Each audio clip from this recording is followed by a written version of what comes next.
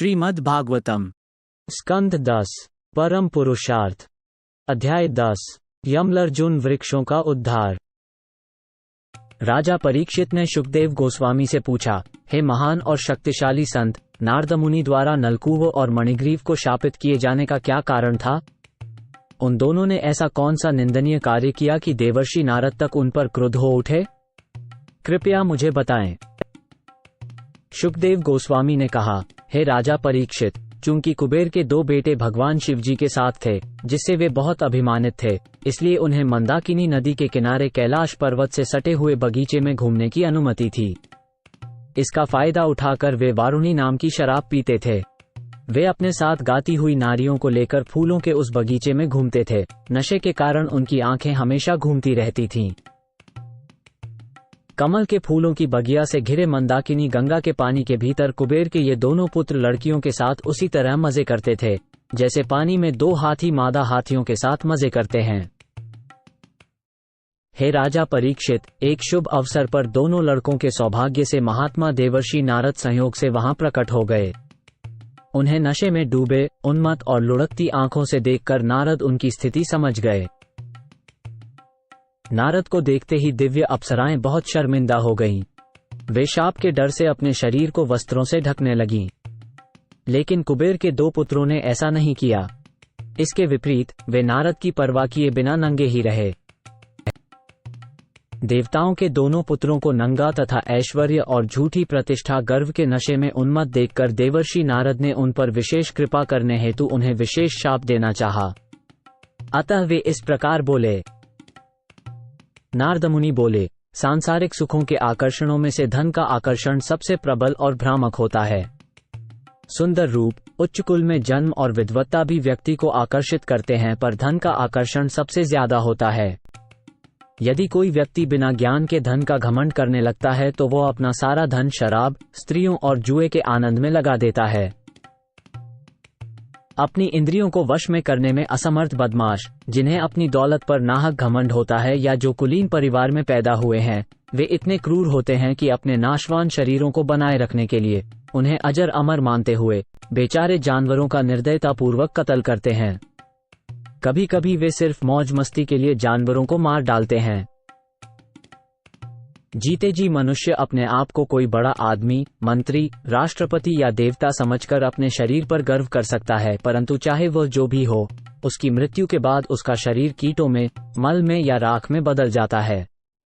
यदि कोई व्यक्ति अपने शरीर की क्षणिक इच्छाओं की पूर्ति के लिए निर्दोष पशुओं की हत्या करता है, तो वह यह नहीं जानता कि उसे अपने अगले जन्म में दुख उठाना पड़ेगा, क्योंकि ऐसे पापी को नरक जाना पड़ेगा और उसे अपने कर्मों का फल भोगना पड़ेगा। जी भर एक जिंदगी, लेकिन ये शरीर किसका है? उसके भरण पोषण करने वाले का, स्वयं का, पिता, माँ या नाना का? क्या ये उस व्यक्ति का है जो इसे बलपूर्वक ले जाता है, उसे खरीदने वाले मालिक का, या उन बेटों का जो इसे आग में जला देते हैं? या फिर अगर शरीर जलाया नहीं जाता है तो क्या ये उन कुत्तों का है जो इसे खाते हैं? इन तमाम दावेदारों में से असली दावेदार कौन है? इसका पता लगाने के बजाय पापपूर्ण गतिविधियों के जरिए इस शरीर का पोषण करना अच्छा नहीं है। ये शरीर आखिर में अव्यक्त प्रकृति द्वारा उत्पन्न किया जाता है और नष्ट होकर फिर से प्राकृतिक तत्वों में विलीन हो जाता है। इसलिए ये सभी की आम संपत्ति है। ऐसे में सिवाय मूर्ख के कौन इस संपत्ति पर अपना दावा करता है और इसे बनाए रखते हुए जानवरों को मारने जैसे पापकर्म सिर्फ अपनी इच्छाओं को पूरा करने के लिए करता है? जब तक कोई मूर्ख नहीं है, वह ऐसे पापकर्म नहीं कर सकता। धन के घमंड में मदमस्त नास्तिक मूर्ख और बदमाश वस्तुओं को उनके वास्तविक रूप में नहीं देख पाते। इसलिए उन्हें दरिद्र करना ही सबसे अच्छा काजल है, जिससे वे अपनी आंखों में लगाकर वस्तुओं को उनके असली रूप में देख सकते हैं। और कुछ नहीं तो कम से कम इतना तो वे समझ ही सकते हैं कि गरीबी कितनी दुखदायी होती है। इसलिए वे कभी नहीं चाहेंगे कि दूसरे लोग उनकी तरह दुखी रहें। जिसके शरीर में कांटे चुभ चुके हैं, वो दूसरे के चेहरे को देखकर ही समझ सकता है कि उसे भी उतनी ही तकलीफ हो रही है जितनी उसे हुई थी। इस पीड़ा को महसूस करने के बाद वो नहीं चाहता कि कोई दूसरा इस तरह से कष्ट भोगे। पर जिसे कभी कांटा नहीं चुभा, वो इस पीड़ा को नहीं समझ सकता। दरिद्र व्यक्ति को तपस्या करनी ही पड़ती है क्योंकि उसके पास अपना कहने योग्य कुछ भी नहीं होता है। इस तरह से उसकी मिथ्या प्रतिष्ठा नष्ट हो जाती है। उसे हमेशा भोजन, घर और कपड़ों की जरूरत लगी रहती है। उसे भगवान ने जैसा दिया है उसे उसी से संतुष्ट होना पड़ता है। इस तरह से अनिवार्य रूप से तपस्या करना उसके लिए अच्छा है क्योंकि इससे उसका शुद्धिकरण होता है और वो झूठे अभिमान से मुक्त हो जाता है। दरिद्र व्यक्ति हमेशा भूखा रहता है और पर्याप्त भोजन की चाह में धीरे धीरे कमजोर होता जाता है। अतिरिक्त शक्ति न होने के कारण उसकी इंद्रियां अपने आप शांत हो जाती हैं। इसलिए एक गरीब व्यक्ति हानिकारक और ईर्ष्यापूर्ण कार्य करने में असमर्थ होता है। दूसरे शब्दों में, ऐसे व्यक्ति को उन तपस्याओं का फल स्वतः ही प्राप्त हो जाता है जिन्हें संत पुरुष स्वेच्छा से करते हैं। संत पुरुष निर्धन व्यक्तियों के साथ बिना किसी रोक टोक के घुल मिल सकते हैं, लेकिन धनी व्यक्तियों के साथ ऐसा नहीं है। दरिद्र व्यक्ति ऐसे साधु पुरुषों की संगति से बहुत जल्दी भौतिक इच्छाओं से मुक्त हो जाता है और उसके हृदय में मौजूद सारी गंदगी साफ हो जाती है। संतजन घड़ी भर में 24 घंटे भगवान कृष्ण को याद करते हैं। उन्हें किसी और चीज में कोई रुचि नहीं रहती। ऐसे में लोग इन महान आध्यात्मिक हस्तियों की संगति को छोड़कर क्यों भौतिकवादियों के बीच रहना चाहेंगे, उन अभक्तों की शरण में जाना चाहेंगे जो अपने अहंकार और धन को अपना धन मानते हैं। इसलिए ये दोनों व्यक्ति वरुणी या माधवी नामक मदिरा पीकर और अपनी इंद्रियों पर काबू न रख पाने के कारण स्वर्ग के ऐश्वर्य के घमंड में अंधे हो गए हैं और स्त्रियों के प्रति आसक्त हो गए हैं। मैं उन्हें इस झूठी प्रतिष्ठा से वंचित कर दूंगा। ये दोनों युवक नलकूवर और मणिग्रीव भाग्यवश महादेव कुबेर के पुत्र हैं, लेकिन गलत अभिमान और शराब पीने के कारण, पागलपन के कारण वे इतने गिर चुके हैं कि नंगे होकर भी समझ नहीं पा रहे कि वे नंगे हैं। इसलिए वृक्षों की तरह रहने वाले वृक्ष नंगे होते हैं लेकिन चेतन नहीं होते। इन दोनों युवकों को पेड़ों का शरीर मिलना चाहिए। ये उचित दंड होगा।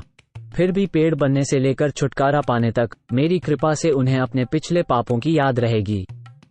इसके अलावा मेरी विशेष कृपा से देवताओं के हिसाब से 100 साल बाद वे भगवान वासुदेव को अपने सामने देख सकेंगे और भक्तों की तरह अपना असली रूप प्राप्त कर सकेंगे।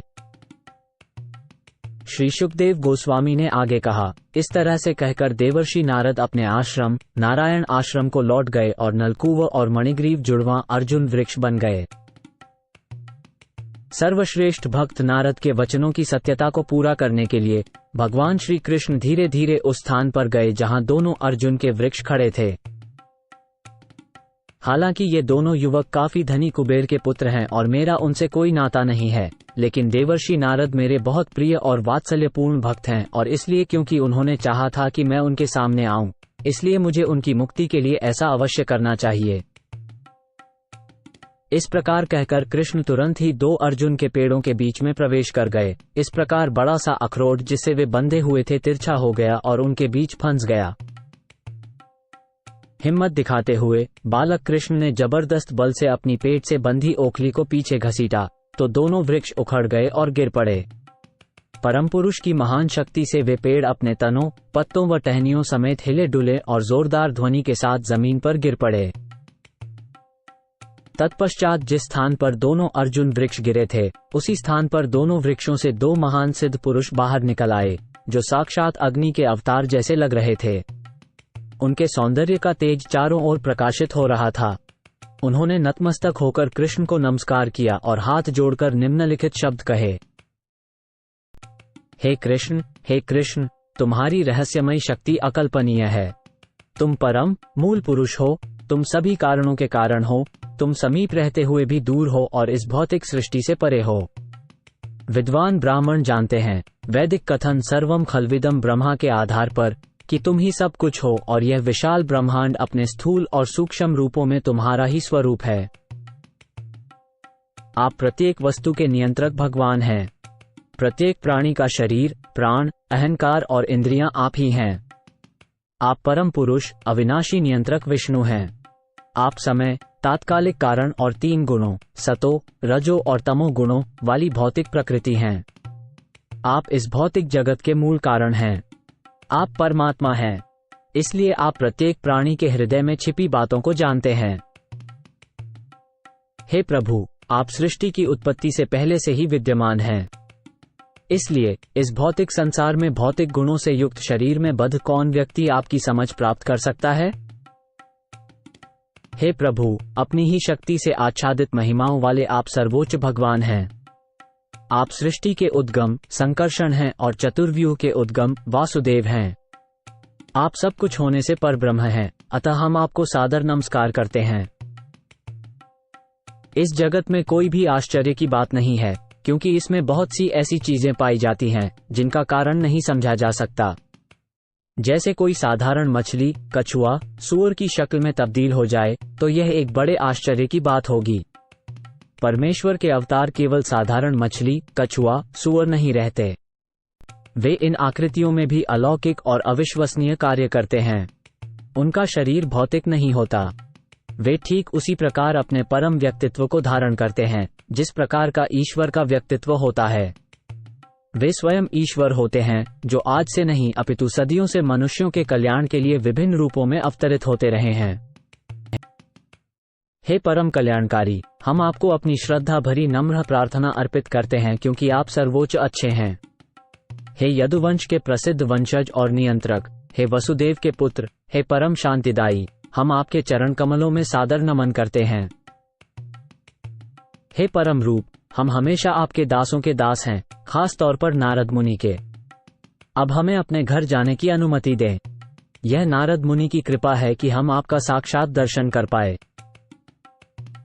अब से हमारे सभी शब्द आपके लीलाओं का वर्णन करें, हमारे कान आपकी महिमा का श्रवण करें, हमारे हाथ पांव तथा अन्य इंद्रियां आपको प्रसन्न करने के कार्यों में लगें तथा हमारे मन सदैव आपके चरण कमलों का चिंतन करें। हमारे सिर इस संसार की हर वस्तु को नमस्कार करें क्योंकि सारी वस्तुएं आपके ही विभिन्न रूप हैं और हमारी आंखें आपसे अभिन्न वैष्णवों के रूपों का दर्शन करें। शुकदेव गोस्वामी ने आगे कहा, इस तरह दोनों देवताओं ने भगवान की स्तुति की।